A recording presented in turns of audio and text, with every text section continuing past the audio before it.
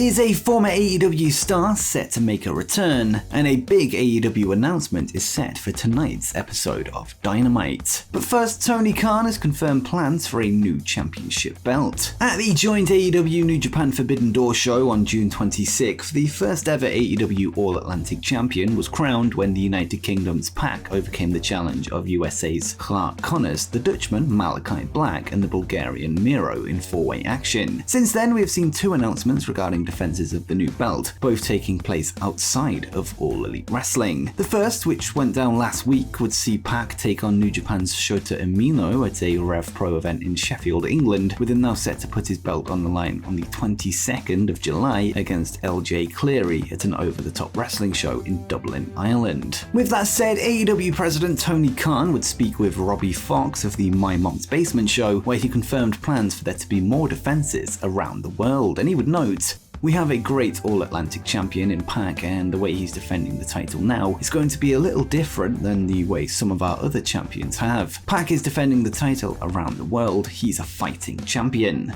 We have a lot of fighting champions in AEW who are fighting on Dynamite, Rampage every week, and also on pay-per-view. PAC won that title on pay-per-view at Forbidden Door, but we'll see if he comes back to America as the All-Atlantic champion, because he's scheduling defenses overseas that I signed off on and really encouraged." The PAC vs Umino match from Rev Pro would actually air last night as part of the broadcast of AEW Dark, which means that fans will be able to see the worldwide matches for free on YouTube after the fact. This wasn't the only international bout showcased on Dark, however, with a match from a recent Tokyo Joshi Pro Wrestling show, which saw AEW Women's World Champion Thunder Rosa take a shock loss to Mio Yamashita. The episode of Dark further showcases AEW's desire to work with outside promotions, and it will be interesting to see who they work with down the line.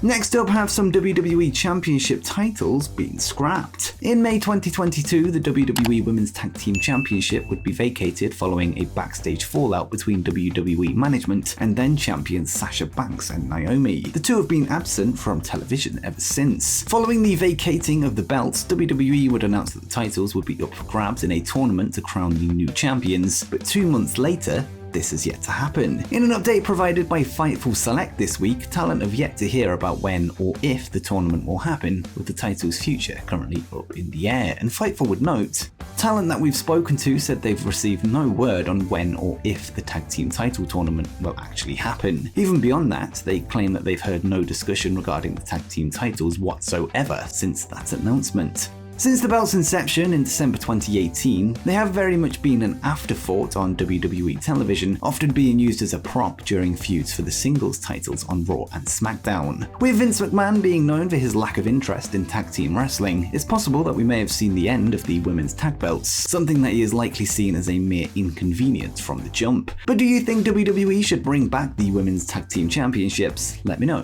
in the comments down below. Next up, a huge Ring of Honor title match has been announced. On July 23rd, ROH will host the 19th annual Death Before Dishonor event, which will be the second show of the Tony Khan era. Up until now, 3 title matches have been announced, with Daniel Garcia ready to challenge Wheeler Yuta for the ROH Pure Championship. Samoa Joe is set to put his ROH television title on the line against the belt's longest reigning champion in history, Jay Lethal, whilst ROH Hall of Famers the Briscoes will look to regain the ROH World Tag Team titles when they battle FTR. Well, now a 4th championship match has been confirmed, as it's been revealed that Mercedes Martinez will defend her ROH Women's World title against Serena Deeb in a match that is very fitting to the Ring of Honor brand. Martinez has held the Ring of Honor gold since May 4th, 2022, when she dethroned Deonna Purrazzo on an episode of AEW Dynamite. She has since made 4 defenses of her belt, all of which have taken place on AEW Dark or Elevation, with this being her toughest challenge to date. But who do you think leaves Death Before Dishonor as champion? Let me know in the comments down below. And next up, a former WWE champion has opened up about his ongoing injuries. In March 2022, the New Day's Big E would suffer from a scary neck break after landing on his head during a suplex spot on the outside at the hands of Ridge Holland. E would later reveal that he had sustained a C1 and C6 fracture, although luckily there was no damage to his spinal cord. Last month, he would post a video of himself finally removing his neck brace for the first time in his recovery. Speaking with Mark Raimondi of ESPN this week, Big E would discuss the fact that the injury he sustained could have led to complete paralysis and even death, something he finds very sobering, and he would say, It's very sobering to hear that. I think to be great at something like pro wrestling, or at least to be competent, you can't spend all your time worrying about possible fatal injuries or breaking your neck. You have to go out there and be free and in the moment. I think a lot of us as performers don't spend a lot of time thinking about that stuff. I never thought I would be. Big E would then discuss if there's any heat between himself and Ridge Holland, whose move it was that injured him, ruling this out, acknowledging that wrestlers know what they sign up for, and he would add, "I have no issue whatsoever with Ridge. He's reached out and said some very kind things. What we do is dangerous and there are inherent dangers. And to that degree, we all kind of know what we sign up for, and it was unfortunate that it went down that way. But I'm not dead, I'm alive, I'm doing well." E would then reveal that he is currently using a bone stimulator machine, has gotten stem cell treatment and is taking calcium supplements, and has otherwise been living a relatively normal life as he waits to hear about his future in wrestling. He is set to be re-evaluated in March 2023, 1 year on from his injury, which is when we should know more about when or if he can return to the ring. Next up, a popular movie character is coming to AEW. This week, AEW commentator Paul White, the former Big Show in WWE, would chat with Nick Hausman of Wrestling Inc. about his future in AEW going forward. The 7-foot giant would reveal that he plans to work more matches, with him having only wrestled inside an AEW ring 4 times since signing in February 2021. Whilst he plans to wrestle more, he would rule out a match with the current AEW TNT champion Wardlow and said, "Wardlow is too hot for me right now. Wardlow's on fire right now. You've got to pick and choose those battles. I'm going to wait till he cools off. I don't feel like taking that powerbomb." White would reveal that when he steps over the ropes again, he will likely appear under the gimmick of Captain Insano, a character he portrayed in the movie The Waterboy in 1998, alongside Adam Sandler, and he would add, "Captain Insano will be back. The guy who wrote The Waterboy has approved. Tony Khan and I have secured the rights to Captain Insano. There's already an outfit made, the whole 9 yards. We're doing a lot of prep work, and this will be my last hurrah, so to speak." Let's be honest, I don't think this character is going to be a killer going out there trying to beat Jon Moxley for the AEW World Championship. At this point, I think this character is just to have fun. We'll see how it goes, but for me, right now, this is just a chance to have some fun with this character and be a bright spot on the show. We'll see how I'm feeling, and we'll see how everybody takes off with it. Interestingly, AEW filed for the Captain Insano trademark in March 2021, although at the time this was presumed to be merely for use in the upcoming video game as well as use in action figures. It seems that Insano could be set to make his AEW debut in the coming months, although no specifics are known as to when this could happen.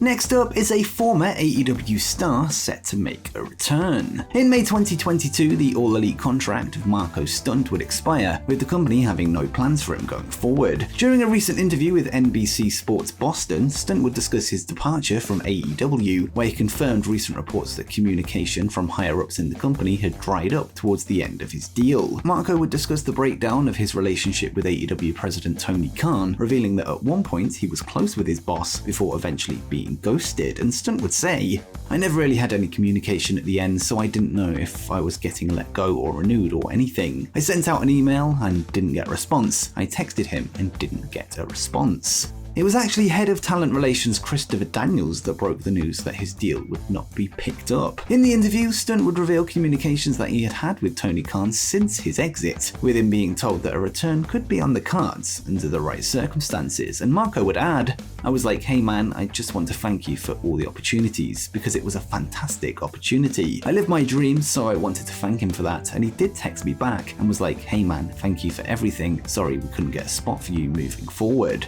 I did tell him, I was like, maybe we will work together one day in the future, and he did say something to that. He was like, there's a possibility to that. That doesn't mean at all that it's going to happen. I'm not holding on to that. Perhaps Marko could find himself used in a cameo role during the ongoing Christian Cage feud with Jungle Boy, with Cage recently referencing Stunt on screen, warning Luchasaurus that he doesn't want to end up out of the door like Marko. Either way, Marko has recently revealed that his main goal in wrestling is to start his own company, with him set to run Memphis-based shows by September 2022. But would you like to see Marko Stunt back in AEW somewhere down the line? Let me know in the comments down below.